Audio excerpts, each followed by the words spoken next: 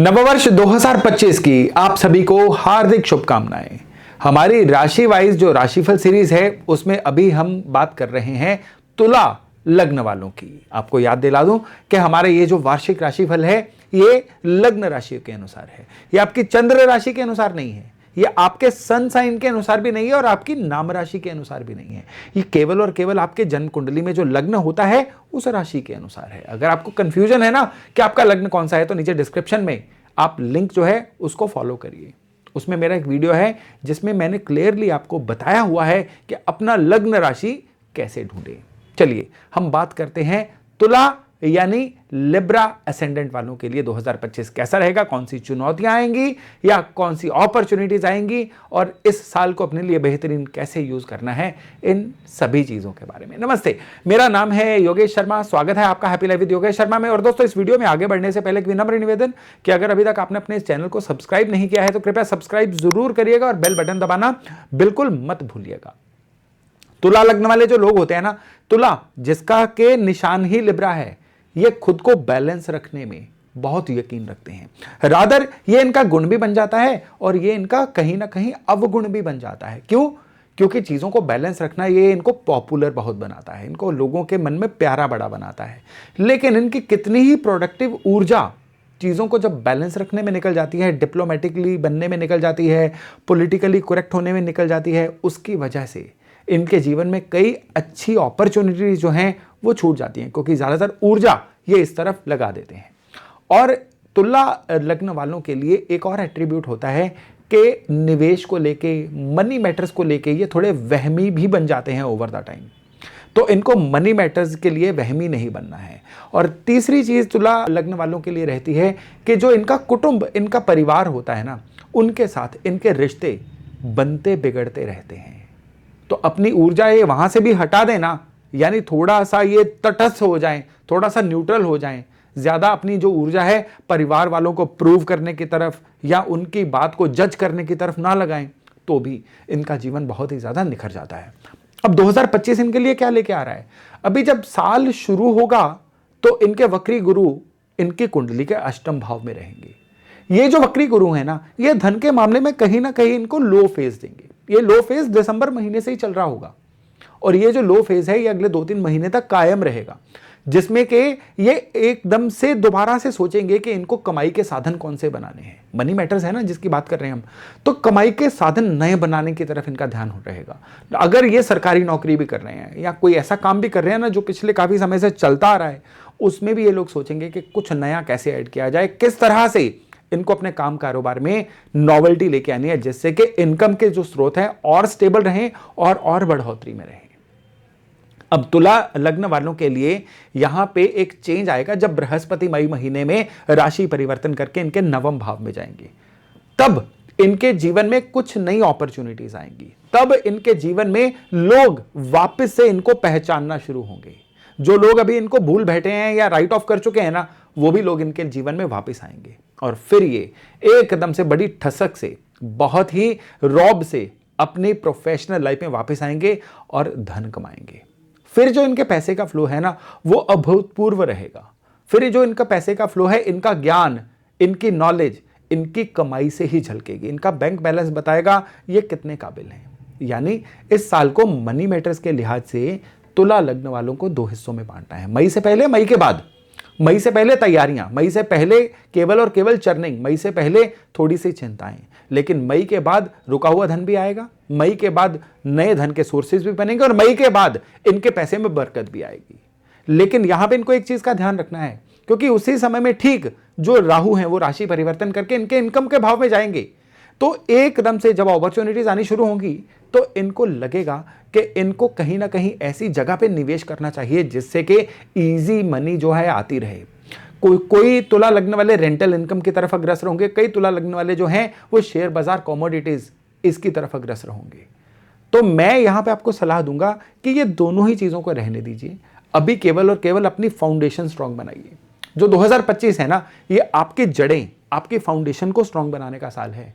इसमें अगर आप अपनी इनकम से ज्यादा खर्चों की तरफ चले गए ना, यहां पे आपको एक मोटी बात बता दूं, आपको इस साल में कंज्यूमर नहीं बनना है, इस साल में प्रोड्यूसर बनना है। जितना कंजम्पशन कम करके प्रोडक्शन अपनी बढ़ाएंगे ना जीवन में, अपने जो भी आपको दिन में शुरुआत में 24 घंटे मिले हैं उनको अच्छे से यूज कर जाएंगे।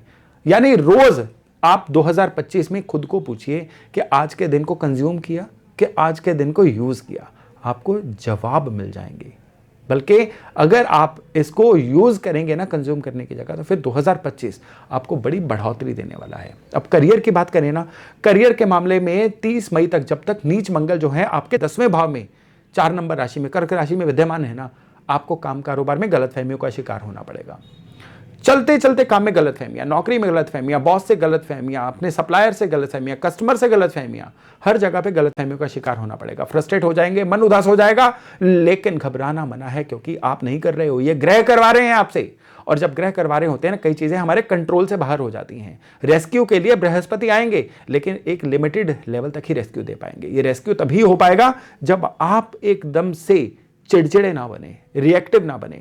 रिस्पॉन्ड करिएगा, रिएक्ट मत करिएगा। जब हम रिस्पॉन्स देते हैं ना रिएक्शन की जगह, वो सोची समझी रिस्पॉन्स होती है। जब रिएक्शन देते हैं उसमें सोच, दिमाग, बुद्धि शामिल नहीं होती है।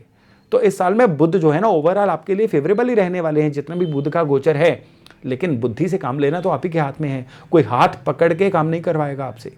तो जितने भी मौके आएंगे ना गलतफहमियों के, जितने भी मौके आएंगे ना थोड़े लो रहने के, आपको अपनी बुद्धि से काम लेना है, पेशेंस से काम लेना है।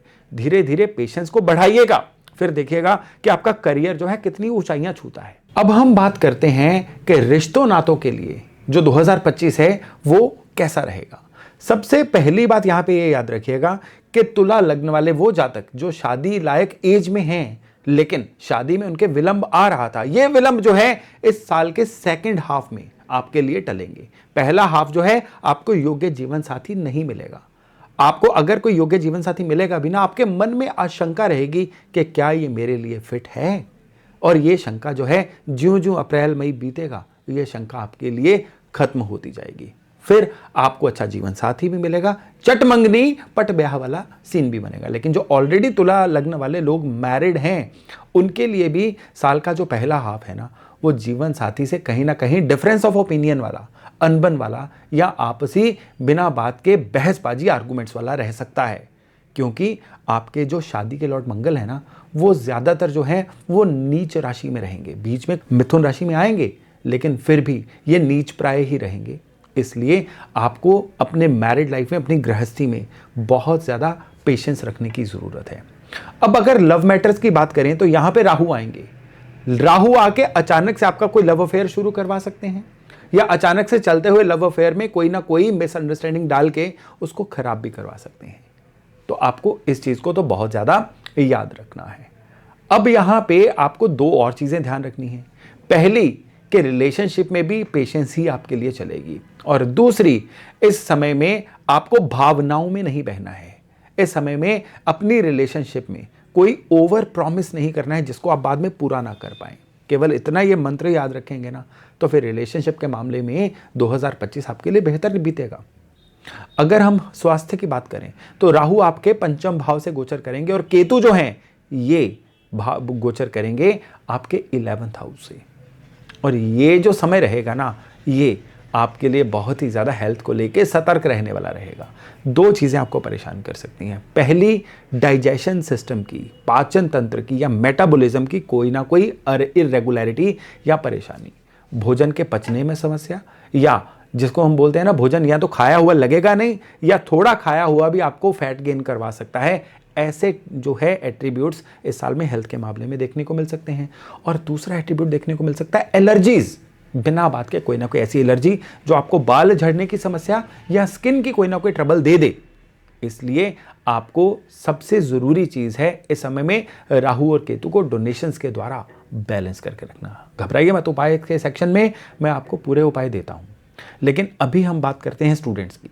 स्टूडेंट्स के लिए एकेडमिक्स में अच्छा स्कोर कर पाना थोड़ा सा मुश्किल हो जाएगा, क्योंकि एग्जामिनेशन सीजन में स्टूडेंट्स फील करेंगे कि वो बिल्कुल कंफ्यूजन का शिकार हो रहे हैं, फंबल हो रहे हैं। लेकिन ऐसी बात होगी नहीं, ये केवल उनके मन का वहम होगा। एग्जाम में अगर वो थोड़ा सा पेशेंस बनाए रखें, डीप ब्रीदिंग का सहारा लें, तो फिर एकेडमिक्स उनके लिए अच्छी हो सकती हैं। और रही बात कंपटीशंस की, कंपटीशंस जो हैं वो तुला लग्न वालों के लिए इस समय में एक बहुत ही बढ़िया विषय है। कंपटीशंस का सितारा उनके लिए जैसे वैसा है कि मक्खन से बाल की तरह इनको कंपटीशन से थ्रू करवा सकता है। बस लग के पढ़ना होगा, जुट के अपनी तैयारी करनी होगी। चलिए अब हम रेमेडीज की बात करते हैं। यहां पे सबसे पहली रेमेडी आपके लिए है, जौ और दूध मिक्स करके जल प्रवाह करिए। इस साल में कम से कम एक बार तो करिए। अगर आप बहते हुए पानी के पास नहीं रहते हैं ना, तो साल में कम से कम एक बार 1 किलो जौ 1 किलो दूध आप जल प्रवाह करके आइएगा, अच्छा रहेगा आपके लिए। और अगर आप कहीं ऐसी एरिया में रहते हैं जहां पे चलता पानी है, तो फिर इस उपाय को मैं तो कहूंगा कि कम से कम 5 शनिवार वाले दिन तक करते रहिएगा। इससे पूरा साल आपके लिए हेल्थ के मामले में बहुत ही अच्छा रहेगा। दूसरा उपाय आपके लिए, दोनों कानों के पीछे आप सैफरन यानी केसर का तिलक रोज लगाइए। जितनी देर तक इस साल में लगा सकते हैं लगाइए, आपके लिए बेहतर नहीं बेहतरीन उपाय रहने वाला है। और तीसरा उपाय भगवान शंकर से जुड़ा हुआ है। आपको हर मंडे शिव मंदिर में जाना है। कच्चे दूध में थोड़ा सा गाय का घी डालिए और शिवलिंग पे बड़ी श्रद्धा से ओम नमः शिवाय यानी शिव पंचाक्षरी मंत्र पढ़ते हुए अर्पण करके आइए। और उसके बाद आप कोई ना कोई बीज वाला फ्रूट जो है, यानी यहाँ पे केला नारियल नहीं लेना है, बीज वाला कोई भी फ्रूट आप शिवलिंग पे अर्पण करके आइए। और इसमें एक और परहेज है, खट्टा फ्रूट नहीं होना चाहिए, यानी संतरा, मौसमी ऐसे फ्रूट भी अवॉइड करिएगा। तो बीज वाला कोई भी फ्रूट शंकर भगवान पे अर्पण करिए और इसको कोशिश करिए कम से कम 11 मंडे ये उपाय 2025 में कर लीजिए। ये उपाय जो है आपको चाहे इनकम हो, चाहे करियर हो, मनी मैटर्स हो, हेल्थ मैटर्स हो, रिलेशनशिप मैटर्स हो, वेलबींग मैटर्स हो, हर चीज में आपके लिए एक अम्ब्रेला का काम करेगा, किसी भी दिक्कत से आपको बचाएगा। तो दोस्तों ये था तुला लग्न वालों के लिए साल 2025 का राशिफल। मैं आशा करता हूं इससे लाभ लेके आप अपने साल को बेहतर नहीं बेहतरीन बना पाएंगे। तो चलिए आज की जानकारी यहीं तक। एक बार फिर से आपको और आपके परिवार को 2025 की हार्दिक शुभकामनाएं।